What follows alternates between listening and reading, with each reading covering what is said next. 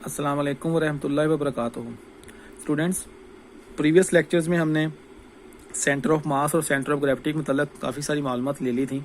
ठीक है, तो उस इंफॉर्मेशन की बुनियाद पे आज हमने एक एक्सपेरिमेंट करना है और एक्सपेरिमेंट करके ये साबित करना है कि किसी भी चीज़ का जो इर्रेगुलर शेप्ड होती है उसका सेंटर ऑफ ग्रेविटी हम मालूम कर सकते हैं। ठीक है, तो सेंटर ऑफ ग्रेविटी को हम लोग जो है वो टॉपिक जो है सेंटर ऑफ ग्रेविटी ऑफ पहले तो हमने कहा था ना रेगुलर शेप जो थी, मिसाल के तौर दायरे की बात करें तो उसमें जितने भी डायामीटर्स होंगे वो जहां पर कता करेंगे या दायरे का सेंटर ही दायरे का सेंटर ऑफ जो है वो सेंटर ऑफ ग्रेविटी होता है। अगर कोई स्क्वायर है तो स्क्वायर के आप डायगोनल्स लेते हैं तो वो जहाँ पे किता करते हैं वहां पर उसका सेंटर ऑफ ग्रेविटी होता है। उसके अलावा जो रेक्टेंगल है, रेक्टेंगल के डायगोनल्स जहाँ पे किता करते हैं, जहाँ पे वो इंटरसेक्ट करते हैं, वहां पर उसका सेंटर ऑफ ग्रेविटी होगा। ठीक है, तो आज हमने सेंटर ऑफ ग्रेविटी मालूम करना है इर्रेगुलर शेप्ड बॉडीज का। तो centre of gravity of an irregular shaped thin lamina, lamina कहते होते हैं परत को, कागज को, टुकड़े को, किसी गत्ते के टुकड़े को। ठीक है, तो थिन लैमिना पतला परत, ठीक है, बेकायदा पतले परत वाले जिस्म का सेंटर ऑफ ग्रेविटी हम किस तरीके से मालूम कर सकते हैं। उसके लिए हमें जो एक चीज चाहिए वो है प्लम्ब लाइन। प्लम्ब लाइन अपने वेट की वजह से किसी भी चीज की जो प्लम्ब लाइन होता है वर्टिकली नीचे की तरफ अमूतन अमल करता है। ये जैसे प्लम्ब लाइन की मैंने एक आपको डायग्राम बना के दिखाई हुई है, आप देख सकते हैं ये प्लम्ब लाइन है, ये नीचे की तरफ अमल कर रहा है 90 डिग्री पर। आपने क्या करना है, आपने एक गत्ता लेना है और उस गत्ते को आपने इर्रेगुलर काट लेना है। ठीक है, इरेगुलर शेप्ड के तरीके से आपने काट लेना है। कहीं पर उसका वजन ज्यादा हो, कहीं पर उसका वजन कम हो, कहीं पर ज्यादा हो, कहीं पर कम हो, इरेगुलर शेप्ड आपने इसको काट लेना है। ठीक है, अच्छा, काटने के बाद आपने क्या करना है कि आपने दीवार के साथ या किसी चीज के साथ एक कील को ठोक देना है। एक कील, एक नेल लेना है। सो या ए पॉइंट ए है, सपोज दैट आपने ऐसे करके एक कील लगा दिया और कील लगाने के बाद आपने एक सुराख करना है जिसके ऊपर आप ए लिख दें और उस सुराख के जरिए उसको लटका के आप इसको थोड़ा सा यहाँ पे ला के इसको ना ट्रू एंड ट्रू मोशन करवाएं, यानी कि ये आजादाना मूव करें। ठीक है ना, आजादाना मूव कराने के बाद आप इसको छोड़ दें। अब जब आप इसको छोड़ेंगे तो ये जहां पे आके रुकेगा, मिसाल के तौर पे ये आपके सामने है, ठीक है, जहां पे आके रुकेगा वहां पर प्लम्ब लाइन के जरिए आप देखें कि उसका वेट किस जानब है। तो वहां पर आप ऐसे करके एक लाइन लगा दें, सीधी लाइन लगा दें, यानी कि ये इस वेट के सहारे है ना, तो यहाँ पर ये वेट नीचे की जानब जो इसका जा रहा है ये इसका वेट है और ऊपर की जानब इसकी रिएक्शन फोर्स जा रही है। ठीक है, लगा दें। उसके बाद आप इसको एक सुराख करें पॉइंट बी की जानब और बी की जानब पॉइंट की जानब आप सुराख करके इसको लटका के थोड़ा सा हिलाएं तो ये ट्रू एंड ट्रू मोशन करना शुरू कर देगा। जहां पर ये रुकेगा वहां पर दोबारा फिर आपने क्या करना है, आपने ऐसे करके एक प्लम्ब लाइन जो है वो लटका देना है। लटकाने के बाद जहां पर प्लम्ब लाइन जाएगा नीचे की जानब वहां पर आपने एक लकीर लगा देनी है। ठीक है, फिर आपने इसी तरीके से उसको पॉइंट सी पे लटकाना है। अब जब आप पॉइंट सी पे लटकाएंगे तो पॉइंट सी पर भी आप लटकाने के बाद उसको देखेंगे ट्रू एंड ट्रू मोशन जब करेगा तो फिर आप देखेंगे कि जहां पर वो रुकेगा वहां पर आप एक लाइन, तीनों लाइनें जो हैं वो जिस पॉइंट पर किता करेंगी उस पॉइंट पर उसका सेंटर ऑफ ग्रेविटी होगा। ठीक है, अब मिसाल तौर पर यहाँ पर वो थिन लैमिना जो है वो पॉइंट नंबर ये जो सी पॉइंट है यहाँ पर वो कितना कर रहा है, जी पॉइंट जो है वो यहाँ पे तीनों पॉइंट्स कितना कर रहे हैं।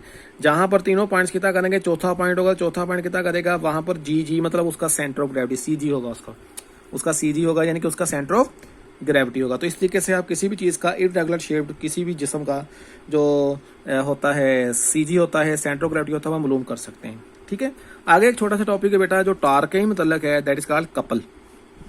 कपल क्या है? कपल बेसिकली दो फोर्सेस जब लगती हैं जो कि मिकदार में बराबर होती हैं but not long the same line में नहीं होती, जिसकी वजह से किसी जिस्म के अंदर टार्क पैदा हो जाए, वो जिस्म घूमना शुरू कर दे। ठीक है, मिसाल के तौर पर आप दरवाजे का हैंडल घुमाते हैं, मिसाल के तौर पर आप लॉक के अंदर चाबी घुमाते हैं तो क्लॉकवाइज एंटी क्लॉकवाइज जो होती हैं। आप जब स्टीयरिंग व्हील होता है, आप स्टीयरिंग व्हील को जब घुमाते हैं तो स्टीयरिंग व्हील के ऊपर जो फोर्सेज वगैरह लगती हैं उसको भी हम कपल के मीनिंग्स में लेके आते हैं।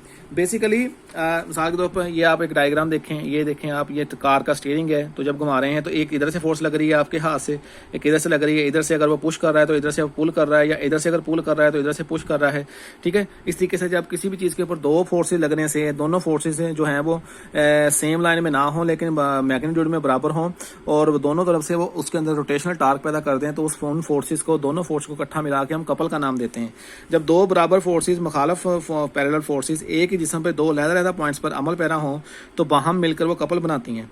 रोज़मर्रा की ज़िंदगी में हम ऐसी बहुत सी मिसालें ले सकते हैं जिसमें दो बराबर लेकिन मुखालफ फोर्सेज किसी जिस्म पे अमल करके टार्क पैदा कर देती हैं। मैं मिसाल देता हूँ आपको, ठीक है। कार को मोड़ने के लिए हम स्टीयरिंग व्हील का इस्तेमाल करते हैं। रिसेंटली मैंने आपको उसकी पिक्चर दिखाई है, वैसे भी आपने कार का स्टीयरिंग देखा होगा।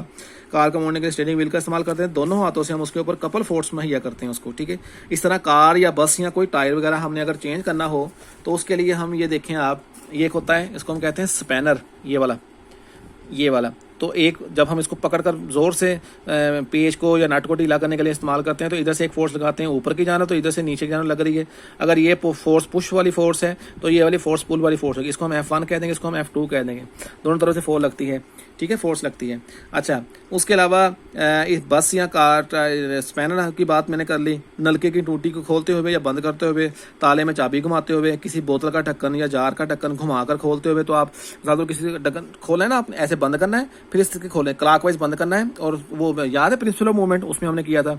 तो खोलने के लिए, बंद करने के लिए दो फोर्सेज का इस्तेमाल किया जाता है। दोनों फोर्सेज जो है वो मिलकर कपल बनाती हैं, ठीक है।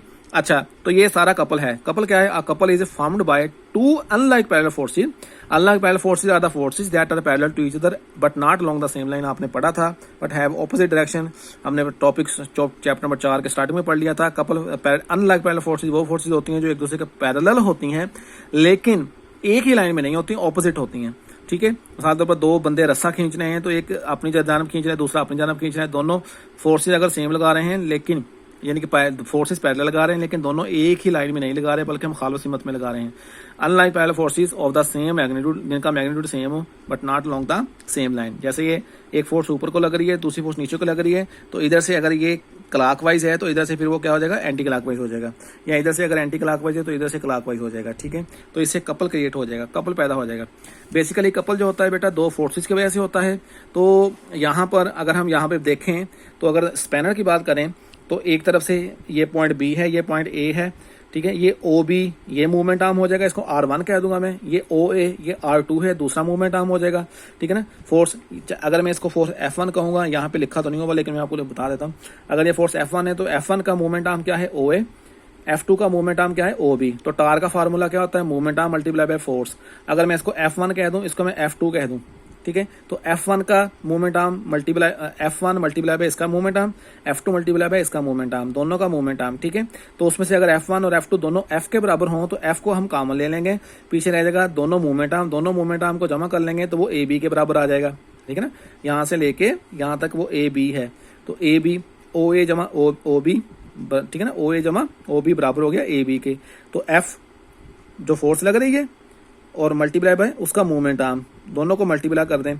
अगर मैं इसकी जगह पे इस्तेमाल करूं ओ ए को इस्तेमाल करूं R1, ओ बी को इस्तेमाल करूं R1 और ओ ए को इस्तेमाल करूं R2, तो R1 और R2, तो यहाँ पे R1 जमा R2 दोनों को जमा कर लूंगा तो वो बराबर आ जाएगा R2R के, R और R 2R।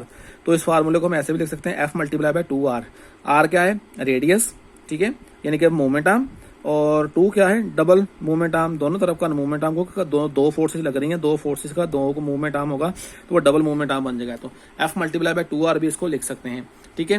तो बेटा इसका फार्मूला भी 2R, क्योंकि ये F की जो है ये न्यूटन है और इसका F फोर्स का यूनिट न्यूटन होता है और R रेडियस है, इसका यूनिट होता है मीटर। तो ये भी क्योंकि रोटेशनल टार्क है लेकिन दो जगह से लग रहा होता है, डबल टार्क होता है, इसका भी यूनिट जो ऐसा ही होता है वो न्यूटन मीटर ही होता है, ठीक है। तो ये थे आपके दो topics, centre of gravity of an irregular shape lamina और दूसरा कपल था, आपने इसका मतलब पढ़ लिया होगा। कल से हम इंपॉर्टेंट टॉपिक स्टार्ट करेंगे, इक्विलिब्रियम के बारे में पढ़ेंगे और उसकी जो कंडीशंस शराइत वगैरह हैं जो, और उसके अलावा उसकी स्टेट्स वगैरह हैं उसके हम देखेंगे, ठीक है। अपना ख्याल रखिएगा, अल्लाह हाफिज़।